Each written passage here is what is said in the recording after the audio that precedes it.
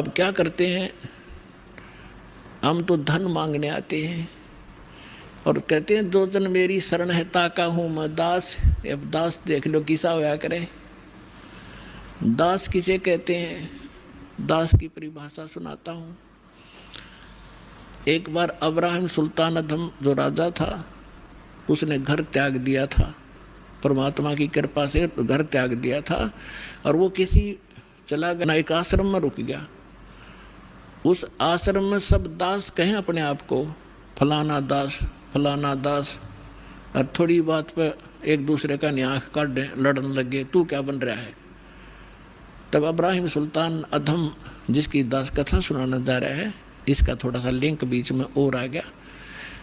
जब वो घर त्याग गया था, पहले ये राजा था, तो उसने कहा कि भाई आप नाम दास जरूर लिखते हो पर कर्म आपके लक्षण दास के नहीं है। उन्होंने पूछा भाई क्या बात भगत जी, कैसे नहीं। उन्हें पता था कि राजा था और ऐसे राज त्याग करा है। तो उसने कहा कि जब मैं राजा था हम गुलाम लाते थे, गुलाम दास, तो मैंने, क्योंकि धार्मिकता मेरे अंदर थी, मैं गुलामों का ध्यान बहुत रखता था, कोई इसको कष्ट ना हो, तो मैंने उससे पूछा कि भी गुलाम आदमी पहले मनुष्यों को मोल लिया करते, गुलाम जैसे आजकल पशुओं को लाते हैं, राजा लोग या सेठ साहूकारों के वहाँ वो नौकर रहा करते थे, उनको जो मर्जी झूठा कुटा टुकड़ा दे दिया, उनकी सब स्वतंत्रता समाप्त हो जाती थी और जो यस जो कह दिया वही करते थे, आगे यस कर सकते थे, नो नहीं, और उनकी सो इच्छा कुछ नहीं होती थी गुलाम की। तो अब्राहिम सुल्तान ने कहा कि मैंने उससे पूछा कि ए गुलाम तेरा क्या नाम है।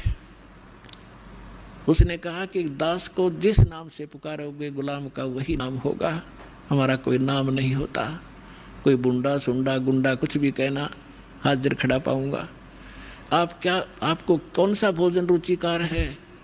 कहने लगा दास की कोई इच्छा नहीं होती, जो झूठा कुठा दोगे हम उसी में संतुष्ट होते हैं। तो पुण्यात्माओं कहने का भाव ये है कि वो दास और अपने मालिक के सामने जो आज्ञा होते ही सब कुछ लिए खड़ा रहता है, उसको दास कहते हैं। तो कबीर साहब कहते हैं कि जो जन मेरी शरण है और ताका हूँ मैं दास, और गेल गेल ला गया फिरूं जब तक धरती आकाश।